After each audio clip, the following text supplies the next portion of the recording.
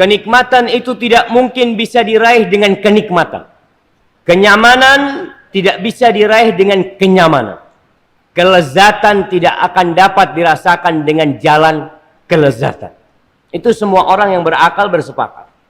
Maka kita tidak mungkin akan mendapatkan nikmat yang agung kecuali dengan perjuangan dan pengorbanan. Barang siapa yang dalam kehidupan ini lebih mementingkan, lebih mengutamakan istirahat, dia mau santai dalam kehidupan ini, maka dia akan kehilangan waktu istirahat yang sebenarnya.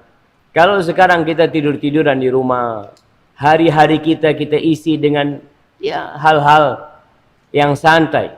Suatu saat, tatkala datang waktu istirahat yang sebenarnya, kita tidak bisa istirahat.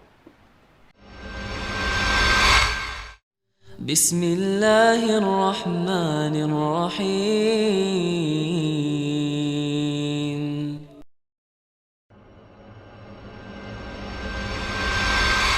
Assalamualaikum warahmatullahi wabarakatuh.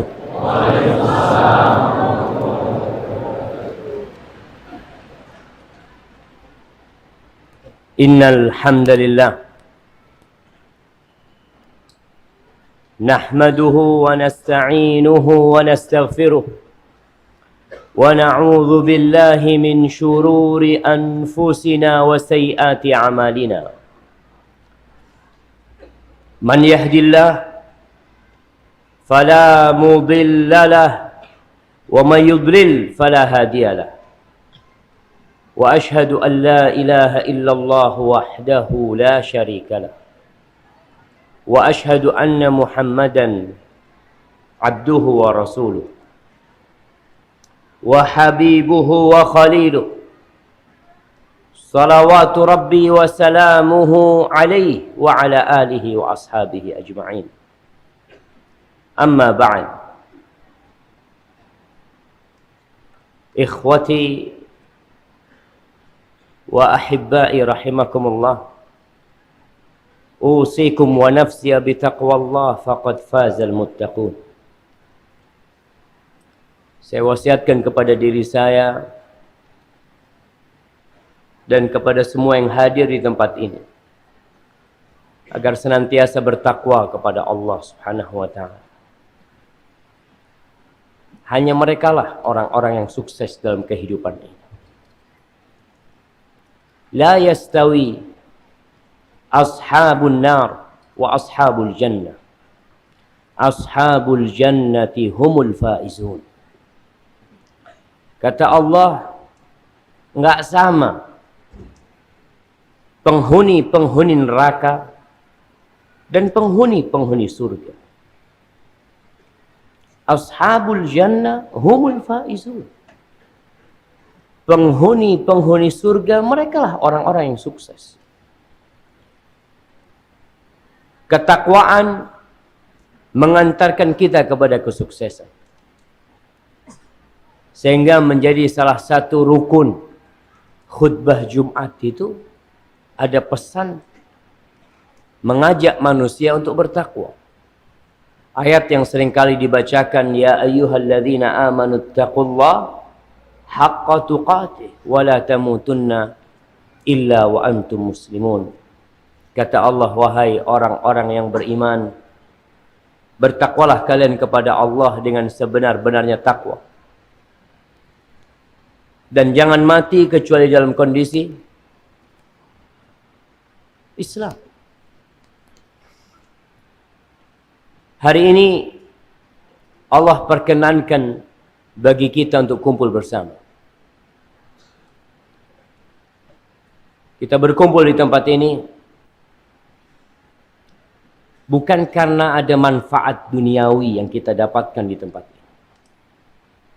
Bahkan yang ada sebagian harus keluar uangnya. Tadi Anda dengar nanti di pertengahan kajian akan dijalankan apa? Akan dijalankan apa di pertengahan kajian? Kota infak. Berarti antum harus keluar duit datang ke tempat ini. Sudah capek, kepanasan, ninggalkan istirahat di rumah. Tapi itulah jamaah, perjuangan yang memang harus dilewati. Ajma'atil uqala min kulli millah.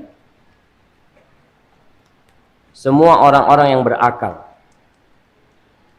dari setiap ajaran. Ingat, semua orang-orang yang berakal dari setiap agama bersepakat. Atas apa mereka bersepakat? Mereka mengatakan annan na'im la yudraku bin na'im. Kenikmatan itu tidak mungkin bisa diraih dengan kenikmatan. Kenyamanan tidak bisa diraih dengan kenyamanan. Kelezatan tidak akan dapat dirasakan dengan jalan kelezatan. Itu semua orang yang berakal bersepakat. Maka kita tidak mungkin akan mendapatkan nikmat yang agung kecuali dengan perjuangan dan pengorbanan. Wa man athara ar-raha fatathu ar-raha. Barang siapa yang dalam kehidupan ini lebih mementingkan, lebih mengutamakan istirahat, dia mau santai dalam kehidupan ini, maka dia akan kehilangan waktu istirahat yang sebenarnya.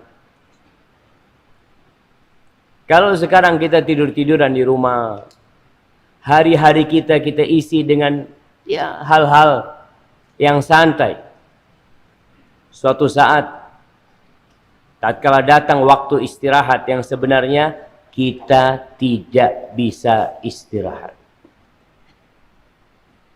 Allah mengatakan, hal ataka hadithul ghashiyah. Wujuhu yawma idzin khashi'ah amilatun nasibah tasla naran hamiyah. Kata Allah, apakah telah datang kepadamu informasi, berita tentang al-ghashiyah, tentang hari kiamat, tatkala Masjid Mujahidin ini hancur, tatkala kota Surabaya tenggelam ditelan lumpur, tatkala bintang-bintang berjatuhan, tatkala gunung meletus dan lautan meluap,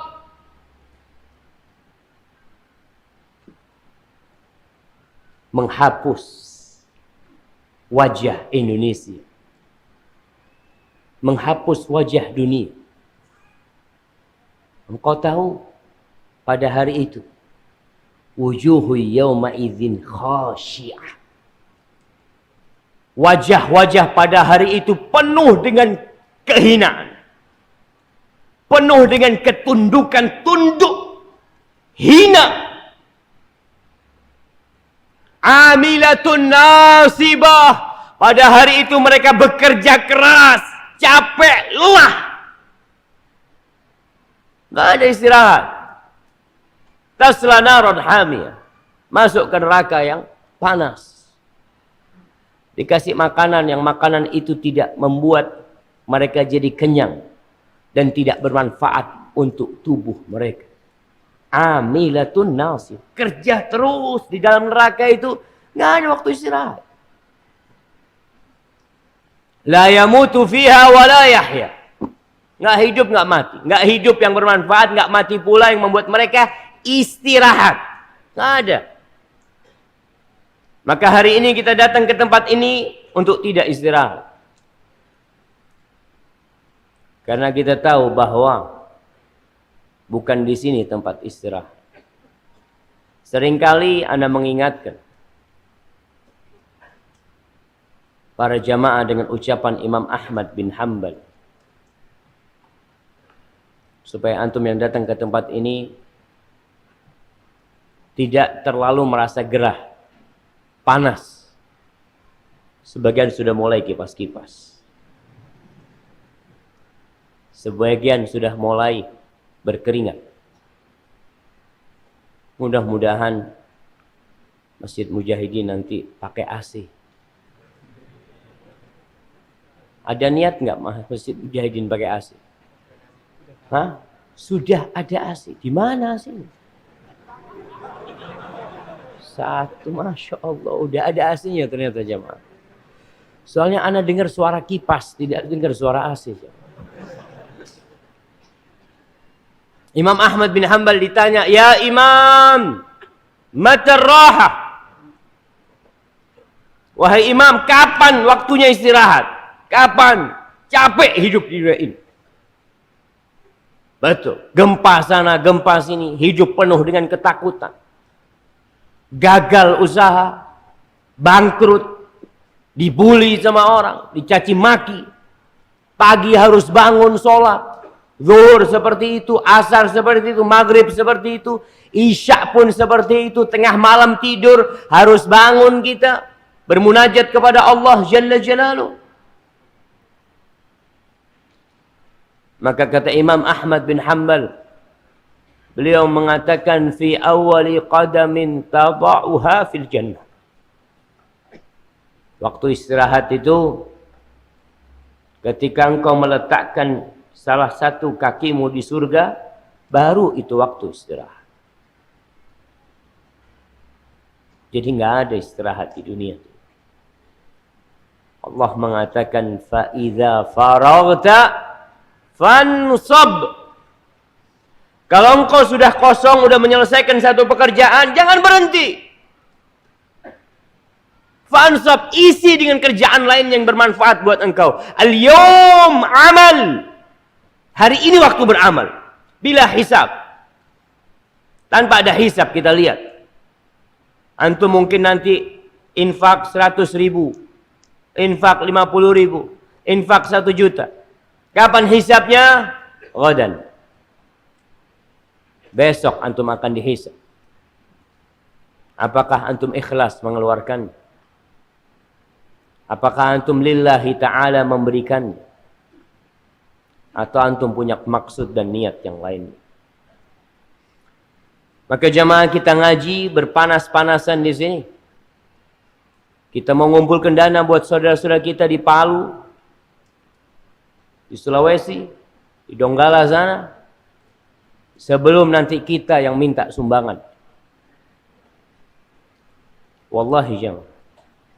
Siapa yang tahu gempa itu akan datang ke Surabaya? Nggak ada yang tahu. Kalau Allah mau, innama amruhu idza arada syai'an an yaqula lahu kun fayakun.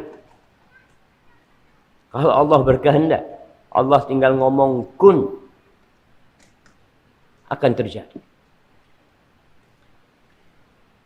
Tema kita hari ini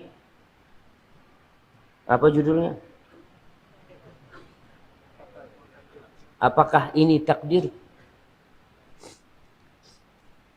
Kita hadir ke muka bumi ini bukan karena keinginan orang tua kita. Mungkin kedua orang tua kita menginginkan anak yang lebih tampan dari kita. Yang lebih cantik dari sebagian wanita. Tapi ternyata yang keluar warnanya ya kurang putih. Nah, supaya kita tahu bahwa ada yang menginginkan kehadiran kita. Mungkin sebagian orang tua menanti anak laki-laki. Anak pertama perempuan. Kedua perempuan. Ketiga perempuan. Keempat perempuan. Kelima perempuan. Keenam perempuan. Ketujuh perempuan. Mau apa kita? Itulah takdir. Mungkin ada orang tua yang menginginkan anak-anak yang sehat, yang gagah perkasa, yang tidak penyakitan, tapi Allah berikan kepada dia anak yang cacat. Sebagian anak tidak bisa mendengar, tuli. Sebagian anak tidak bisa berjalan, lumpuh. Sebagian anak dilahirkan buta, tidak bisa melihat.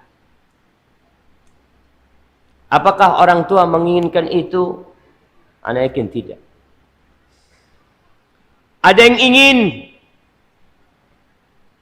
ada yang bercita-cita untuk menjadi supir pesawat. Apa supir pesawat? Ya sama lah, pilot itu supir juga. Tapi ternyata dia jadi supirnya mikrolet. Apa yang hendak dilakukan? Kita bercita-cita, kita berusaha, tapi kita harus tahu bahwa kehadiran kita di tempat ini adalah karena Allah yang menginginkan kita hadir. Ada yang ingin mati di Mekah, Masya Allah, pesan sama anak-anaknya, bapak mungkin gak balik lagi nak, bapak mau berangkat haji. Ternyata Masya Allah, orang-orang pada berhaji, dia hanya sampai di Cengkareng karena ditipu sama Biro Travel. Pulang ke kampungnya haji enggak, apalagi mati di sana. Itulah takdir. Ada yang ingin menikah. Antum pernah mendengar peristiwa dari Pulau Sapeken? Ada satu rombongan dengan perahu menuju ke Singaraja.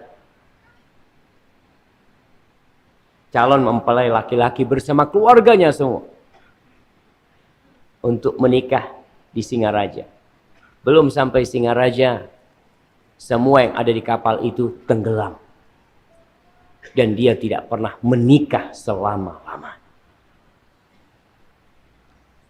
Jamaah, masalah takdir itu bukan hanya takdir buruk.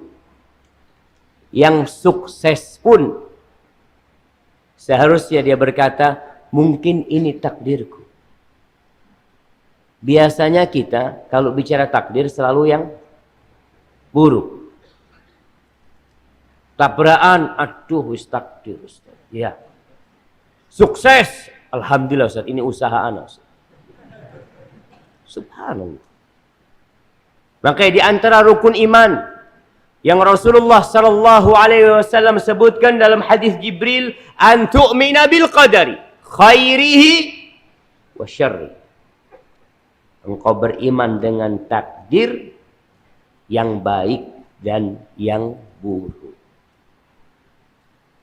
Ketika antum menjadi pengusaha yang sukses, itu juga karena takdir Allah.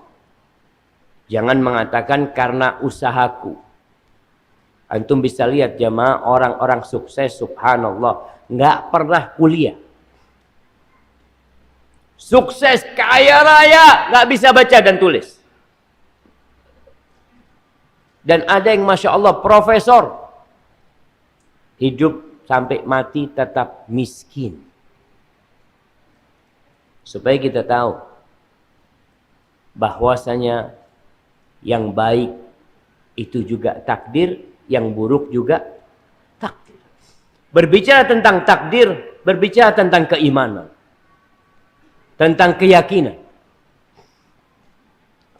Rasulullah sallallahu alaihi wasallam beliau menekankan kepada para sahabatnya tentang masalah takdir ini. Ketika beliau mengatakan, wa'lam annal ummata law ijtama'at ala an yadurruka bi syai' lam yadurruk illa bi syai'in qad katabahu Allahu alaik. Ketahuilah, andai kata seluruh umat, seluruh penduduk yang ada di Surabaya ini, seluruh manusia yang ada di Indonesia ini, mereka bersatu padu, berkumpul dan bersatu untuk memberikan mudarat kepada dirimu, mereka tidak akan pernah bisa memberikan mudarat tersebut kecuali dengan sesuatu yang sudah Allah tentukan buat engkau. Dan sebaliknya, law ijtama'u ala an yanfa'uka bi syai' lam yanfa'uk illa bi syai'in qad katabahu Allahu lak. Andai kata mereka bersatu padu berkumpul untuk memberikan manfaat kepadamu, untuk memberikan jabatan kepada dirimu, untuk mengangkat posisimu, mereka berkumpul, berusaha sekuat tenaga mereka, tapi Allah tidak menentukannya, nggak bakal jadi. Engkau nggak bakal bisa mendapatkan manfaat kecuali sesuatu yang sudah Allah tetapkan untuk dirimu. Rufi'atil aqlam wa jaffatis suhuf. Pena itu sudah diangkat dan lembaran-lembaran itu sudah kering. Kita tinggal menjalaninya. Al-Imam Abu Dawud As-Sijistani meriwayatkan sebuah athar dalam kitab Sunan, dalam pembahasan Kitabus Sunnah, meriwayatkan sebuah asar dari seorang tabi'in yang bernama Ibn Dailami. Dia mengatakan, ataitu Ubay bin Ka'ab. Aku mendatangi sahabat Nabi yang bernama Ubay bin Ka'ab radhiyallahu taala anhu. Faqultu lahu. Lalu aku berkata kepada Ubay bin Ka'ab, waqa'a fi nafsi syai'un minal qadar. Ada sesuatu yang terjadi di dalam diriku berkaitan dengan takdir. Kadangkala kita kalau bicara takdir itu ada perasaan, masa kayak gitu ya? Masa kayak gitu? Maka dia datang kepada orang yang alim, kepada sahabat Nabi. Fahaddithni bi syai'in la'alla Allah an yudhibahu min qalbi. Tolong engkau ajarkan kepada aku sesuatu yang semoga dengan itu Allah mengusir perasaan yang ada pada diriku. Lalu Ubay bin Ka'ab mengatakan, "Lau anna Allah azaba ahla samawatihi wa ahla ardihi azabahum wa huwa ghairu zalimin lahum." Dengarkan jemaah. Buat orang-orang yang sombong, buat orang-orang yang sok baik,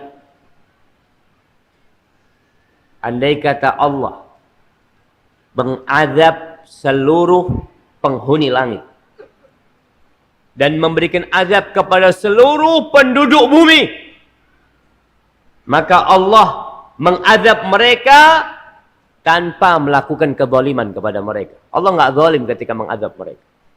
Kalau Allah mau, kau harus tahu. Walau rahimahum, tapi kalau Allah merahmati semuanya, yang di langit dirahmati, semua yang di bumi dirahmati, kanat rahmatuhu khairan lahum min a'malihim. Ketahuilah bahwa rahmat Allah itu jauh lebih baik daripada amalan mereka. Jangan merasa ketika antum beramal sudah banyak, merasa jadi orang baik dan beranggapan pantas untuk mendapatkan rahmat Allah. Kalau Allah mengazabmu, Allah nggak zalim. Kalau Allah memberikan rahmat kepadamu, itu lebih baik daripada amalan kita. Lalu Ubay mengatakan, walau anfaqta mithla Uhudin dhahaban. Andai kata engkau berinfak sebesar gunung Uhud emas. Sebesar gunung Uhud emas. Berapa kilo kira-kira jemaah? Yang tahu anak kasih hadiah. Berapa besarnya gunung Uhud? Ada yang mengatakan 6 kilometer. Tinggi. 2 jam kita naik sampai ke puncak. Andai kata engkau berinfak seperti gunung Uhud emas. Orang kalau, Masya Allah. Nah, satu qirot. Berapa satu qirot itu? Berapa kilo? sebesar Uhud. Iya, kasih hadiah nggak apa. Nah, pertanyaannya berapa kilo jemaah? Cuma dia nggak jawab, nggak apa-apa, kasih hadiah. Mungkin takdirnya dapat hadiah dia.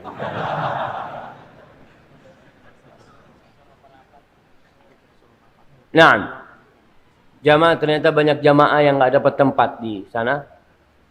Di sebelah kanan ini kosong. Dari mana masuknya? Ada. Nah, kalau ada pintu, jadi mereka diarahkan langsung. Coba antum arahkan. Masya Allah.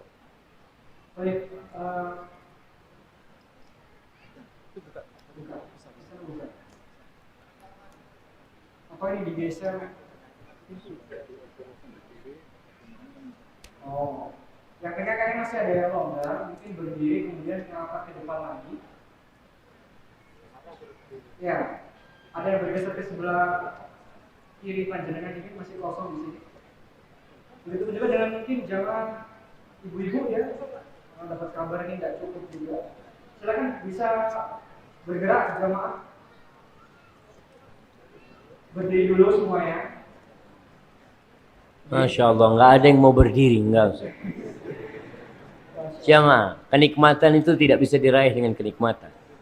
Mungkin berdirinya antum kasih tempat buat saudara antum, antum masuk surga lewat sana. Kita doakan yang berdiri mudah-mudahan masuk surga. Bisa bergeser ke sebelah kiri. Geser sebelah kiri sana ada kosong. Depan maju, kemudian geser sebelah kiri. Lebih rapat lagi. So ya, itu sebelah sana masih kosong, bisa ke kiri langsung. Ke kiri. Yang dekat tiang, tolong kasih jalan itu saudaranya, yang dekat tiang situ. Tolong dikasih jalan yang sebelah situ biar bisa masuk. Mic-nya dipakai. Selatan. Ya, itu dikasih jalan biar bisa masuk ke sana. Silakan. 50 orang masuk ke selatan. Lagi.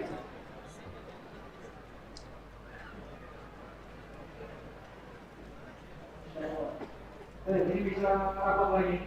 Ayo. Ini bisa masuk ke depan lagi. Silakan. Lagi rapat lagi. Nah, suruh muter lewat belakang nih, betul. Yang di luar bisa ini muter lewat belakang. Silakan lewat belakang untuk ini silakan. Itu masih luar.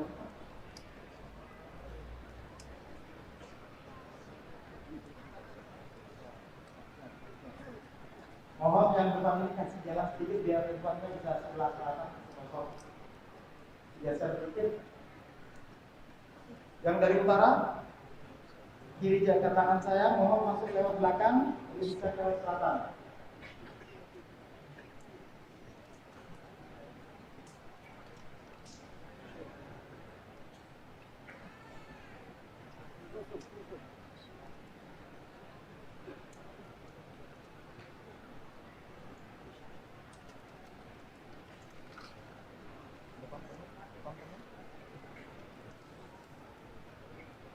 Jamaah putri juga, ibu-ibu sekalian bisa merapat ke depan karena di belakang itu masih kayak sekalian belum. Iya, kayaknya ibu-ibu nggak berdiri tadi jamaah. Udah berdiri? Oh sudah katanya.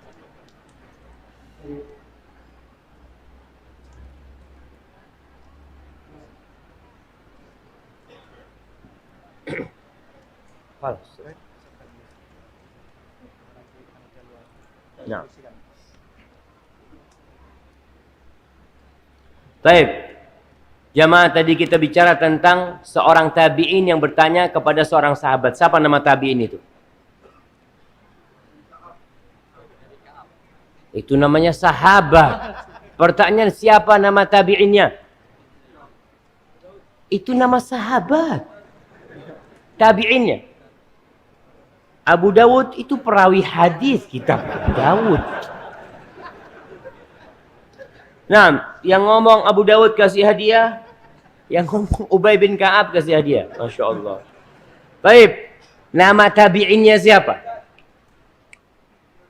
Ibn Dailami, Masya Allah, kasih hadiah yang besar buat antum. Ibn Dailami. Jamaah, memang terkadang kita ngaji itu harus ditanya. Takut salah faham. Tadi ada yang ngomong nama tabi'innya Abu Dawud. Dia ngomong Ubay bin Ka'ab. Gitu kan. Padahal tidak benar. Dulu waktu SD di Probolinggo, anak punya teman cerita. Ada temennya disuruh baca sama gurunya. Baca. Kauku. Deada. Di sebelahnya itu ada gambarnya kuda. Dia mulai kauku deada jaran. Kok bisa gitu jamaah? Karena dia lihat ini jaran, ini gambarnya di sebelahnya gitu. Makanya perlu Ustadz kadang-kala tanya. Karena tadi anak takut antum tulis kisah seorang tabi'in yang bernama Abu Dawud. Masyaallah. Baik. Yang meriwayatkan Abu Dawud. Kisahnya seorang tabi'in bernama Ibn Dailami bertanya kepada sahabat yang bernama Ubay bin Ka'ab. Lalu Ubay mengatakan, setelah mengatakan kalau Allah mengadab mereka, Allah tidak zalim. Kalau Allah memberikan rahmat kepada mereka, rahmat yang Allah berikan lebih baik daripada amalan mereka. Kalau engkau, lau anfaqta engkau wahai Ibn Dailami, kalau engkau menginfakkan sebesar gunung Uhud emas, ma qabilahu Allahu minka hatta tu'mina bil qadar. Allah tidak akan menerimanya dari engkau sampai engkau beriman dengan takdir. Wa ta'lam, dan engkau harus tahu, annama asabaka lam yakun li ukhti'aka, ma asabaka lam yakun li yukhti'aka. Apa yang menimpamu itu memang tidak mungkin meleset dari dirimu. Yang menimpamu tidak mungkin meleset dari dirimu. Wa ma akhta'aka lam yakun li yusibak. Apa yang meleset dari dirimu memang takdirnya nggak harus mengenai dirimu. Makanya kejadian-kejadian jamaah, orang yang selamat ketika gempa. Ada orang Masya Allah gempa, semua jamaah dari masjid keluar. Ada satu yang nggak keluar. Satu ketika itu sujud, dia katakan dia pegang kepalanya karena atap sudah berjatuhan. Lalu gempa berhenti, dia lihat ternyata dia masih hidup. Dia lihat ke belakang teman-temannya mati. Karena kejatuhan ketika mereka hendak keluar pintu. Itu namanya takdir. Dan yakin bahwasanya apa yang menimpamu memang harus menimpamu. Apa yang meleset dari dirimu ya sudah. Memang takdirnya meleset dari dirimu. Ketika engkau umpamanya daftar kerja, tahu-tahu nggak diterima. Nggak perlu cari kambing hitam. Ini gara-gara dosennya ini.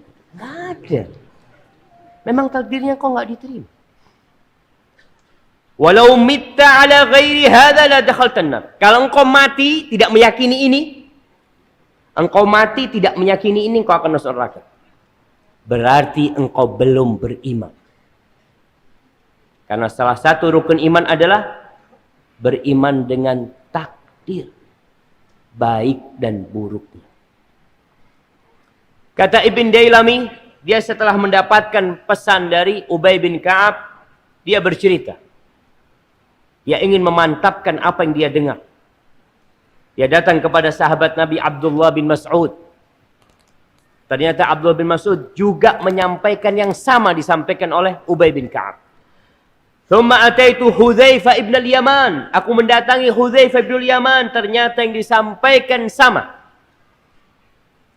seperti yang disampaikan oleh Ubay bin Ka'ab. Thumma ataitu Zaid bin Thabit. Kemudian aku mendatangi Zaid bin Thabit, penulis wahyu. Dia datang kepada Zaid bin Thabit. Dia bertanya, ternyata Zaid bin Thabit menceritakan yang sama yang seperti disampaikan Ubay, Abdullah bin Mas'ud, Hudzaifah bin Yaman, cuma bedanya satu. Zaid bin Thabit mengatakan, qala Rasulullah sallallahu alaihi wasallam, bahwa yang dia sampaikan adalah ucapan Nabi alaihi salatu wassalam. Hadza huwal iman yang seharusnya kita yakini.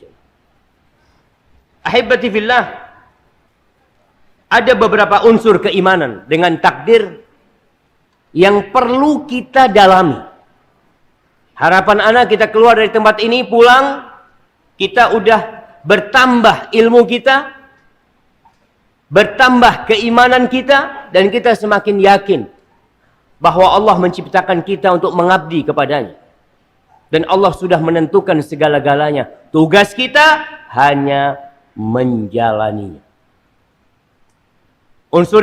Ada 4 unsur. Yang pertama, mengimani bahwa ilmu Allah meliputi segala sesuatu. Nih, tingkatan pertama berkaitan dengan keimanan dengan takdir, meyakini, mengimani bahwa ilmu Allah meliputi segala sesuatu. Allah mengetahui keadaan segala sesuatu yang dulu dan yang akan datang. Allah tahu dengan apa yang belum terjadi. Bagaimana nanti terjadinya? Kapan terjadinya? Lalu sikap apa yang akan kita ambil ketika kejadian itu menimpa kita? Allah udah tahu. Pulang dari sini, Allah tahu kalau sandal antum hilang. Nah, kemudian Allah tahu ketika sandal antum hilang, antum apa yang akan antum lakukan? Antum ada 2 pilihan. Pulang cekeran atau pakai sandal orang. Artinya antum yang memilih. Manusia dikasih pilihan, dia bisa pulang, ya sudah, ana nggak pakai sandal. Tapi dia bisa pulang, ya udah. Kan ana sandalnya diambil, ana mau ngambil sandal orang. Masya Allah. Itu Allah tahu. Pilihan itu Allah tahu. Antum akan menikah umur 27 tahun. Bulan ini, tanggal ini, 2 hari setelah itu antum bercerai. Allah tahu siapa. Itu ilmu Allah meliputi segala sesuatu. Allah berfirman di surah Al-Hajj ayat 76, "Ya'lamu ma baina aydihim wa ma khalfahum. Wa ila Allahi turja'ul umur." Allah tahu apa yang di hadapan mereka dan apa yang di belakang mereka. Allah tahu. Dulu yang pernah terjadi, yang mungkin kalau sekarang jamaah antum bisa mendelete-nya, antum bisa menghapusnya. Kita umpamanya punya akun di YouTube atau kita punya Facebook atau macam-macam lah. Kita hapus. Kita bikin akun yang baru. Menurut kita kan selesai sudah. Tapi Allah tahu akun antum masih tetap tercatat dalam ilmu Allah Jalla Jalaluhu. Di surah Al-Baqarah di akhir ayat 282. Ayat 282 ini ayat terpanjang dalam Al-Qur'anul Karim. Pertanyaannya, tentang apa ayat itu? Tentang harta. Tentang utang piutang, Masya Allah. Jadi ayat terpanjang dalam Al-Quran tentang utang piutang. Di akhir ayat ini, Allah mengatakan, "Wattaqullah wa yu'allimukumullah, wallahu bikulli syai'in alim." Kata Allah, bertakwalah kalian kepada Allah, niscaya Allah akan memberikan ilmu kepada kalian. Yang susah nuntut ilmu, yang susah menghafal Al-Quranul Karim, maka hendaklah bertakwa kepada Allah, yang akan ngajarin antum tuh Allah. Ada orang yang baca 2 kali, Masya Allah, langsung hafal. Ada orang baca 1 kali, langsung hafal. Ada orang baca 10 kali, baru hafal. Ada yang 40 kali, baru hafal. Kok bisa Ustaz ya? Beda-beda seperti itu. Rabbul Alamin yang kasih itu. Antum minta sama Allah. Bertakwalah kepada Allah, Allah ajarin kalian. Dan Allah itu maha mengetahui dengan segala sesuatu. Ini jamaah yang harus kita yakini pertama kali. Bahwa Allah mengetahui segala sesuatu. Apa yang akan kita lakukan? esok hari, lusa, apa yang akan dilakukan anak-anak kita, apa yang akan terjadi dengan janin yang masih di perut istri kita, Allah tahu.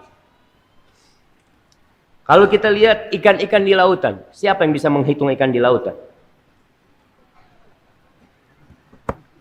Allah jemaah. Jawabannya itu.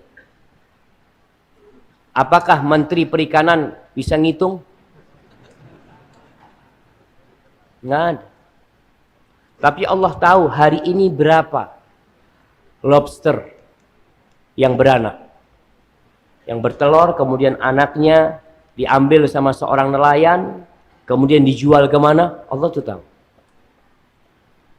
Burung-burung yang ada di hutan. Baik, kalau benda hidup mungkin susah. Baik, yang benda mati. Siapa yang bisa menghitung butiran pasir yang di lautan? Wallahi jangan. Antum ngitung rambut antum nggak bisa. Itu butiran pasir di lautan. Daun-daunan yang jatuh berapa jumlahnya? Allah tahu. Di surah Al-An'am ayat 59 Allah mengatakan wa indahu mafatihul ghaib, dan di sisi Allah adalah kunci-kunci hal yang gaib. La ya'lamuha illahu, tidak ada yang mengetahuinya kecuali hanya Dia. Wa ya'lamu ma fil barri wal bahr, Allah mengetahui apa yang ada di daratan, apa yang ada di lautan. Ketika terjadi gempa, orang cari tahu. Orang cari tahu dari mana asal gempa itu. Oh, ternyata 61 kilo dalam lautan. Kapan mereka tahu? Setelah terjadi.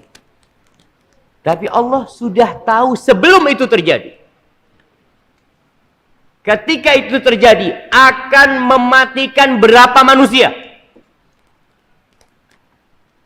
Akan menghancurkan berapa rumah di daratan? Allah tahu. Mafil bahar. Dan Allah tahu dengan apa yang akan terjadi, dan yang sudah terjadi, dan apa yang masih terjadi di lautan. Butiran pasirnya tahu. Rumput-rumputnya tahu. Wa ma tasqutu min waraqatin illa ya'lamuha. Tidak ada satu pun daun yang jatuh kecuali Allah tahu jemaah. Di mana dia jatuh? Apakah dia akan menjadi pupuk atau dia akan disapu oleh orang? Jumlahnya berapa? Allah tahu. Wala habbatin fi dhulumatil ard wala rabbin wala yabisin illa fi kitabim mubin. Biji-bijian yang masuk ke dalam tanah, yang ditanam sama petani, atau yang jatuh sendiri, yang dibawa oleh kelelawar, yang dibawa oleh burung. Kemudian dia jatuh, masuk dalam bumi, dia akan kering mati, atau dia akan tumbuh dan hidup. Kemudian ketika hidup besar, nanti antum akan memetik buahnya, lalu antum konce. Antum potongin, antum berikan kepada istri dan anak-anak antum. Allah tahu. Allah mengatakan illa fi kitabim mubin, semuanya sudah tercatat dalam kitab Lauhul Mahfuz yang nyata. Jadi ingat, itu yang pertama. Tingkatan yang pertama dalam keimanan dengan takdir, kita meyakini bahwa Allah Jalla Jalaluh mengetahui segala sesuatu. Yang sudah terjadi, yang belum terjadi, dan yang akan terjadi. Dan bagaimana kejadiannya. Hendaklah engkau beriman. Yang kedua, beriman bahwa Allah telah menulis seluruh takdir. Segala sesuatu dari awal hingga hari kiamat.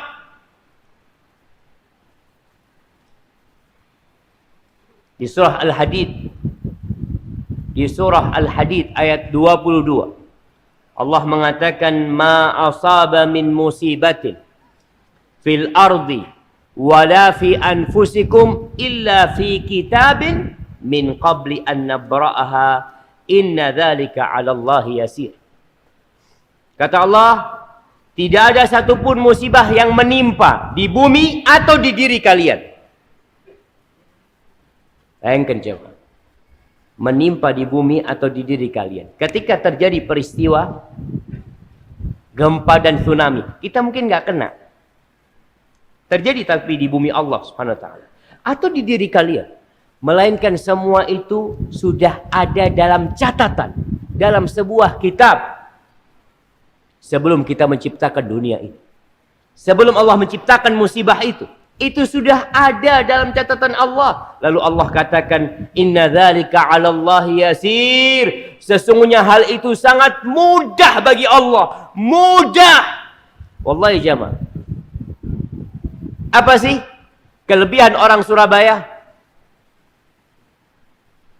Sehingga tidak mendapatkan gempa seperti yang didapatkan oleh saudara-saudara kita di Palu. Apakah kita merasa lebih baik dari saudara-saudara kita di Palu?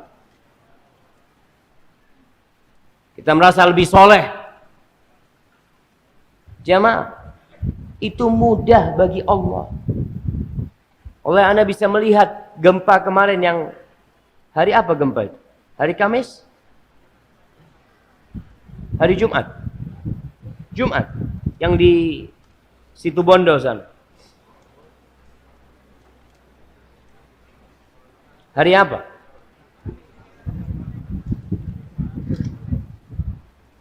Ya nantilah dilihat lagi lah. Antum udah lupa. Makanya kenapa Allah kasih peringatan lagi. Karena antum lupa. Kapan Ustaz? Ya Allahu a'lam. Udah lama kayaknya. Itu Anda bisa melihat bagaimana semua pada keluar dari rumah. Rumah yang dia bangun ditinggal. Dia hanya menghamparkan tikar di depan rumahnya. Dia duduk bersama anaknya. Barang-barang penting dia keluarkan di sana. Dia tahu kalau Allah mau menghancurkan rumahnya, tinggal kun selesai. Dan dia tahu bahwa ternyata rumahnya tidak ada harga dan nilai buat dia. Ditinggal sama dia rumahnya. Yang mau harga 10 miliar ditinggal. Apa kira-kira kalau ada gempa besar, orang yang punya rumah harga 200 miliar, dia mengatakan, aduh sayang anak kalau tinggal rumah anak mau di dalam. Nggak ada jalan. Ingat, sangat mudah bagi Allah untuk menurunkan azab dan musibah buat kita. Di surah Al-Isra ayat 58. Ini berkaitan dengan takdir bahwa semuanya sudah dicatat. Wa in min qaryatin illa nahnu muhlikuha qabla yaumil qiyamah. Tidak ada satupun negeri. Ingat, tidak ada satupun negeri, termasuk negeri kita Indonesia. Tidak ada satupun negeri melainkan kami akan memusnahkannya. Kami akan membinasakannya sebelum hari kiamat. Au mu'adzibuha 'adzaban syadida. Atau kami akan mengazabnya dengan azab yang pedih. Sebelum kiamat nih. Semua akan dihilangkan, dibinasakan, iya. Tapi bisa jadi Allah memberikan azab kepada negeri tersebut. Kana dzalika fil kitabi mastura. Segala sesuatu itu sudah tercatat dalam kitab. Dalam Lauhul Mahfuz. Jamaah rahimakumullah. Masih banyak ayat-ayat yang menjelaskan bahwa semuanya dalam catatan Allah. Rasulullah sallallahu alaihi wasallam dalam hadis riwayat Muslim, beliau mengatakan, kataballah maqadiral khalaiqi qabla an yakhluqas samawati wal arda bi 50,000 sana. Allah tuh sudah mencatat takdir, ketentuan segala sesuatu, makhluk-makhluknya sebelum diciptakannya langit dan bumi dengan jarak 50.000 tahun. Jadi antum akan menikah, antum akan sekolah, itu udah dicatat. 50.000 tahun sebelum penciptaan langit dan bumi. Kemudian hadis Ubadah bin Samit Rasulullah sallallahu alaihi wasallam mengatakan inna awwala ma khalaqallahu al-qalam. Awal yang Allah ciptakan itu apa? Pena. Al-qalam. Itu awal yang Allah ciptakan. Faqala lahu uktub. Lalu Allah mengatakan kepada pena ini, uktub, tulislah. Faqala rabbi wa madza aktub. Pena itu bertanya kepada Allah, apa yang aku tulis? Qala aktub maqadira kulli syai'in hatta taqumas sa'ah. Engkau catat ketentuan segala sesuatu sampai terjadinya kiamat. Ya bunayya, kata Sa'ad, kata Ubadah bin Said mengatakan kepada anaknya, wahai ananda, inni sami'tu Rasulullah sallallahu alaihi wasallam yaqul. Aku mendengar Rasulullah sallallahu alaihi wasallam bersabda, man mata ala ghairi hadza falaysa minni. Barang siapa yang mati tidak meyakini ini, maka bukan dari golonganku, kata Rasulullah sallallahu alaihi wasallam.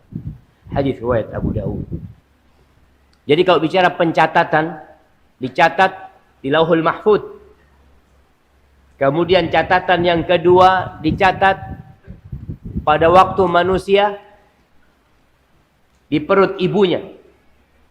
Berumur berapa hari? 120 hari. Jamaah, ditiupkannya ruh umur berapa?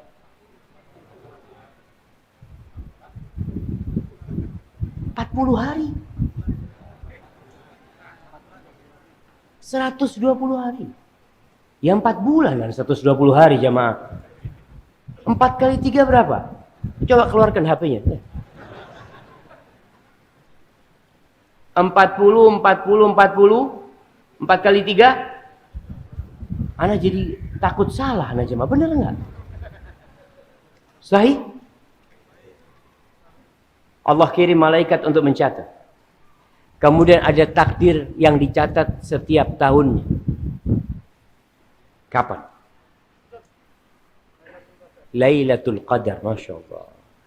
Pada malam Lailatul Qadar, itu malaikat yang ambil dari Lauhul Mahfuz untuk yang setahun. Ada yang seumur hidup antum dicatat ketika janin itu berumur 120 hari. Itu dicatat tuh di sana. Ada yang tiap tahun yang dibawa oleh malaikat itu pada Lailatul Qadar, tapi semuanya merujuk kepada kitab inti, yaitu Lauhul Mahfuz. Dan tingkatan yang ketiga, mengimani bahwa segala yang terjadi itu adalah berdasarkan kehendak Allah. Ingat, mengimani bahwa semua yang terjadi itu berdasarkan kehendak Allah. Setelah Allah mengetahuinya, Allah mencatatnya, kemudian itu terjadi, itu karena kehendak Allah.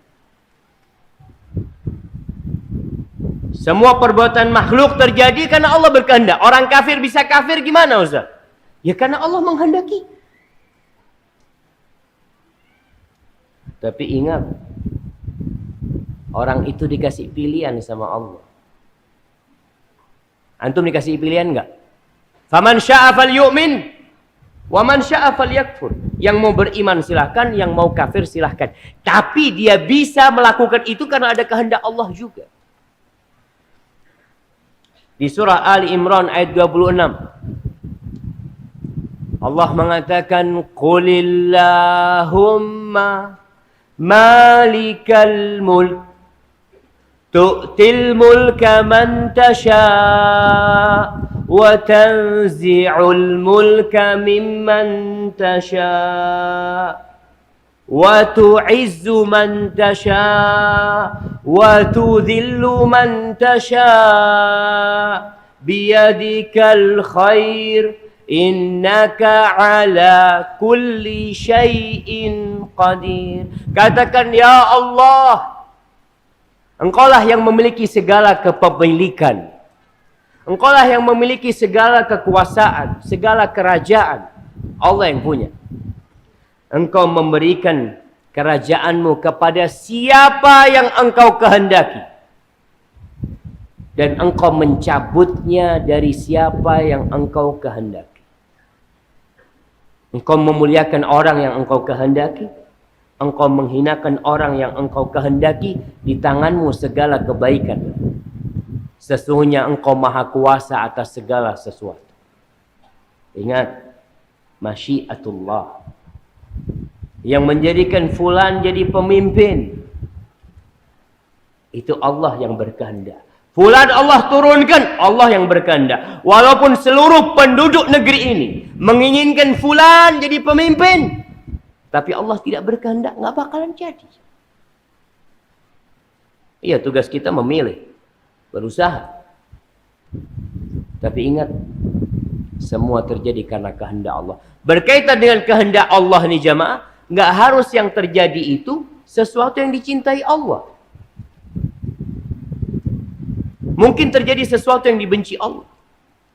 Seperti orang mencuri, orang melakukan kekufuran, melakukan perzinaan, itu terjadi, ada kehendak Allah di sana.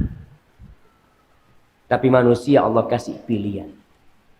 Tapi kita yakin bahwa tidak ada yang terjadi di muka bumi ini kecuali karena kehendak Allah Jalla Jalaluhu.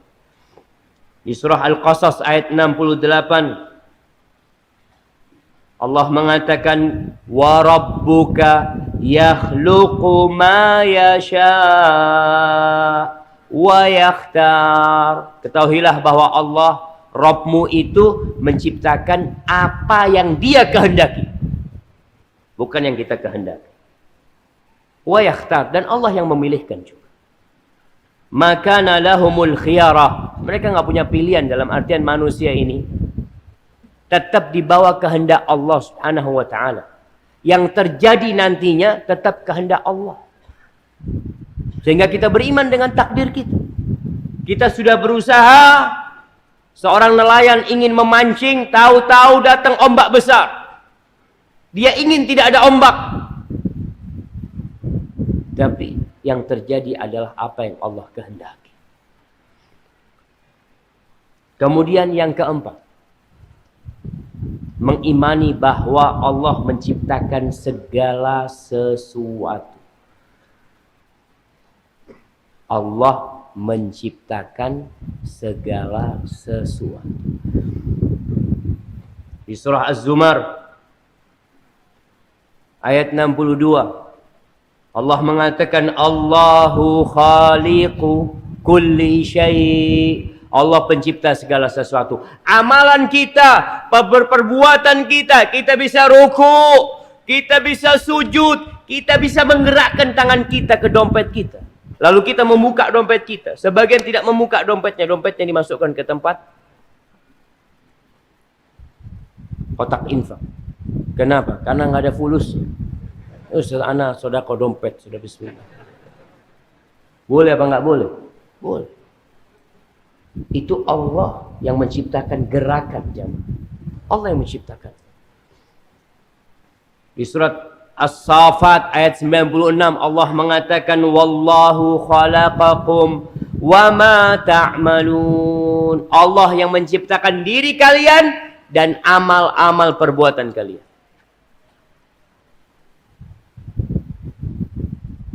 Terus Ustaz, kalau seperti itu, apa yang harus kita lakukan? Ya antum beriman dan beramal. Bukan berarti tatkala kita bicara tentang takdir Allah Subhanahu wa taala, kemudian kita jadi orang yang duduk malas. Karena terus terang jemaah, ada salah satu tokoh di negeri kita yang sudah mati. Afwan, 5 menit lagi. Ajib. Karena ini baru muqaddimah. Allahu Akbar. Siap, jangan 5 menit lagi langsung. Tambahin. Kasih 0 lagi lah, nggak apa-apa. Tapi jamaah, ana harus cepat-cepat nih jamaah. Karena ada tema penting setelah ini yang ana ingin sampaikan. Ada seorang tokoh liberal sebenarnya, yang dia Belajar Islam awalnya di Mesir, kemudian belajar di McGill, Kanada, pulang. Dia menyebutkan dalam tulisan-tulisan dia bahwa yang menyebabkan keterbelakangan umat Islam adalah beriman dengan takdir. Bayangkan. Dia mengatakan itu. Kenapa itu terjadi? Karena salah faham tentang takdir. Apakah para sahabat yang beriman dengan takdir kemudian tidak maju? Bagaimana mereka bisa sampai ke Andalusia? Bagaimana bendera la ilaha illallah berada di Cordoba, berada di Madrid sana? Mereka semua beriman dengan takdir. Bagaimana Hudzaifah ibnul Yaman? Hudzaifah ibnul Yaman yang menceritakan hadis tentang takdir itu bisa sampai ke Azerbaijan. Bisa sampai ke Romania. Menyampaikan agama Allah ini. Karena mereka beriman dengan takdir. Jamaah rahimakumullah. Allah memberikan pilihan kepada manusia. Perintah-perintah Allah yang ada dalam Al-Quranul Karim. I'malu, i'malu, i'malu. Beramal, beramal, beramal. Suruh beramal kita. Tapi tetap dengan yakin. Dengan 4 hal tadi yang kita sebutkan. Bahwa Allah sudah mengetahui. Allah sudah mencatat. Allah yang berkehendak. Dan Allah yang menciptakan. Tugas kita beramal. Jamaah rahimakumullah.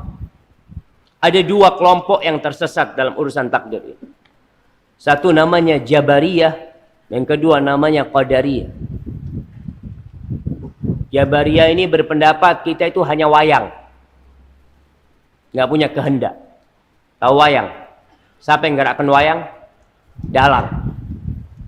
Kalau ditaruh, ditaruh. Nggak bisa. Manusia nggak seperti wayang. Dan kita tahu kita punya kehendak. Antum punya keinginan berbuat dan punya keinginan untuk meninggalkan. Wayang nggak ada. Mereka mengatakan ya semua udah manusia nggak punya apa-apa. Memang kita nggak punya apa-apa. Tapi Allah memberikan keinginan buat kita. Yang satunya namanya Qadariyah mengatakan enggak. Allah tidak menentukan. Allah tidak mencatat. Yang konsekuensi ucapan ini mengatakan Allah juga nggak tahu apa yang akan terjadi. Artinya manusia yang menentukan tentang sikap dia sendiri. Masa Allah nggak tahu? Padahal Allah mengatakan ala ya'lamu man khalaq. Apakah Allah nggak tahu padahal dia yang menciptakan? Yang menciptakan antum siapa? Allah. Allah nggak tahu? Wa huwal latiful khabir. Allah itu maha lembut dan maha mengetahui secara detail. Allah tahu. Tapi sikap kita jamaah sekarang bagaimana dengan takdir? Setelah kita mengimani hal itu. Yang pertama kita harus tahu bahwa segala kebaikan itu datangnya dari Allah. Segala keburukan itu karena kita. Ma asabaka min hasanatin faminallah. Wa ma asabaka min sayyi'atin famin nafsi. Itu sikap kita. Kebaikan yang kita dapatkan ini dari Allah, bukan dari aku. Nggak pantas aku mendapatkan hal itu. Yang kedua, kalau keburukan, musibah datang, gara-gara siapa? Gara-gara kita. Yang kedua, berdoa. Karena pada sejatinya Rasulullah sallallahu alaihi wasallam mengatakan la yaruddul qada illa du'a wa la yazidu fil umri illa al bir. Kata Nabi sallallahu alaihi wasallam tidak ada yang bisa menolak ketentuan itu, takdir itu kecuali doa. Berarti Ustaz, takdir bisa dirubah. Nah, siapa yang merubah? Allah. Perubahan itu pun sudah ada dalam catatan Allah. Tugas kita berdoa. Sehingga ketika musibah datang, gempa terjadi, minta sama Allah. Dalam hadis yang lainnya Rasul sallallahu alaihi wasallam mengatakan inna du'a yanfa mimma nazal wa mimma lam yanzil. Doa itu bermanfaat buat sesuatu yang sudah terjadi dan yang belum terjadi. Fa'aksiru ibadallah ad-du'a. Kalian banyak-banyak berdoa. Sehingga ketika terjadi di Lombok jamaah, cukuplah di sana yang terjadi. Di tempat lain semua berdoa. Memohon kepada Allah Subhanahu wa taala, bukan memohon kepada lautan. Karena sekarang lagi ramai urusan petik laut, larung laut, apalagi sedekah bumi. Allah suruh doa, suruh minta, kok nggak minta sama Allah antum? Laut itu ciptaan Allah, gunung itu ciptaan Allah, bumi ini milik Allah. Ketika musibah terjadi, cepat berdoa, mintanya sama Allah, jangan minta kepada selain Allah. Allah mengatakan wa annal masajida lillah fala tad'u ma'allahi ahada. Masjid-masjid itu milik Allah. Kalian ketika berdoa jangan menyekutukan Allah dengan sesuatu apapun. Tidak dengan lautan, tidak dengan gunung, tidak dengan mentari. Karena ada penyembah matahari, ada penyembah lautan, ada penyembah gunung, ada penyembah berhala. Dan muslim, ingat muslim, kalau engkau mengatakan muslim, engkau memiliki syahadat. Asyhadu an la ilaha illallah. Jadi kalau seorang muslim masih melakukan peribadatan kepada selain Allah, maka gimana? Allah akan memberikan keselamatan kepada kita. Kita disuruh banyak-banyak doa minta sama Allah Subhanahu wa taala. Rasulullah sallallahu alaihi wasallam nggak pernah berhenti berdoa. Di antara doa yang dibaca oleh Nabi alaihi salatu wasallam dalam hadis riwayat Bukhari, beliau mengatakan Allahumma inni a'udzubika min jahdil bala wa darakis syaqa wa su'il qada wa syamatatil a'da. Beliau mengatakan sallallahu alaihi wasallam, ya Allah, aku berlindung kepadamu dari pedihnya bala,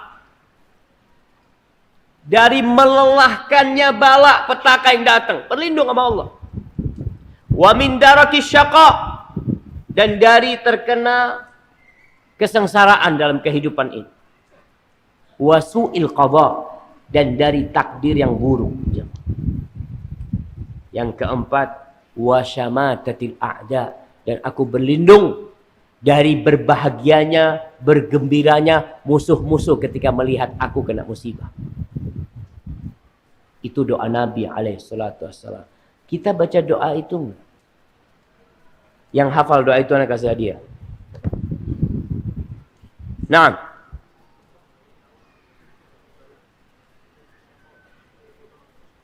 Masya Allah, barakallahu fikum. Selanjutnya, yang hafal doa itu. Masya Allah, barakallahu fikum. Ana mau kasih hadiah, ana habisin hadiahnya. Pastikan. Nah, mana lagi?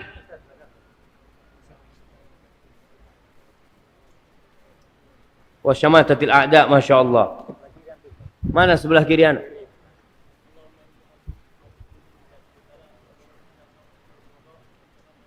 Masya Allah, barakallahu fikum. Sisanya,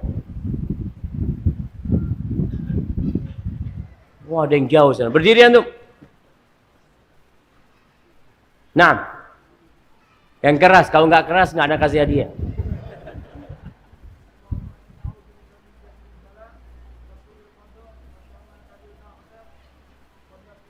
Masya Allah, nggak apa-apa lah, bolak-balik nggak apa-apa. Tapi yang lainnya insya Allah menghafal. Masa satu masjid yang hafal cuma 5 orang?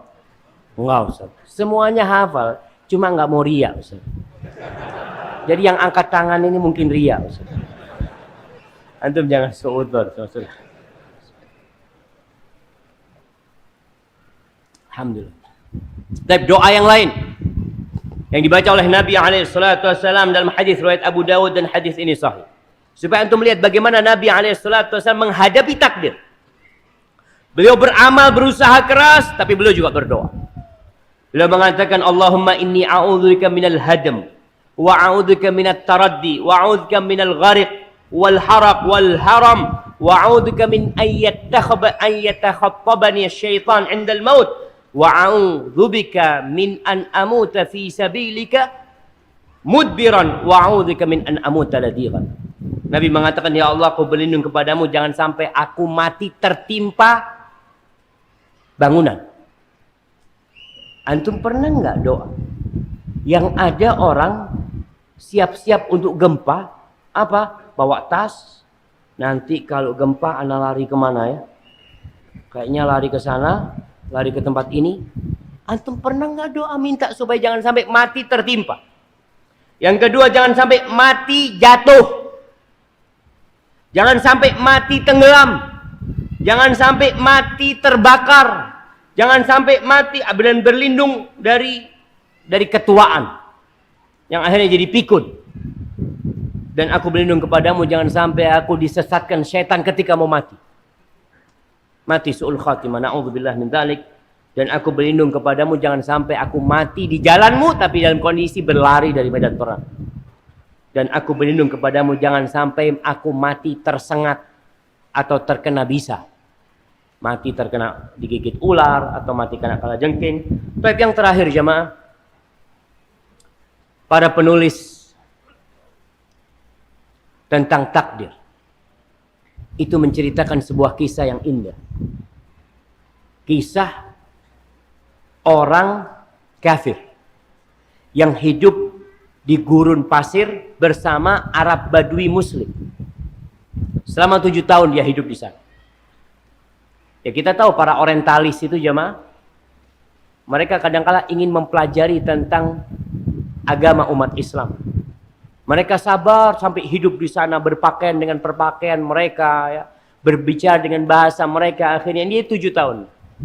Dia mengatakan, aku melihat sesuatu yang menakjubkan di kampung sana. Keimanan mereka dengan takdir. Pernah terjadi satu peristiwa, itu angin gunung pasir datang. Badai pasir. Itu datang, semua orang berusaha untuk dia menanti badai itu berlalu.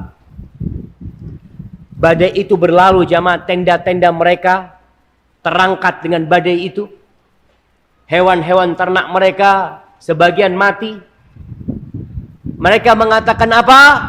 Semuanya sudah tercatat, kata mereka. Semuanya sudah tercatat, kata dia. Itu yang dia katakan. Ketika musibah datang dia mengatakan semua sudah tercatat. Sudah, kita bertahan, mau apa? Nggak ada yang mengeluh. Nggak ada yang teriak-teriak. Setelah badai itu pergi, Syekh disebut Syekh Qabilah itu mengatakan, ayo segera, kata dia. Ketahuilah, kata dia, kalau mungkin yang hilang dari ternak kita itu 60%.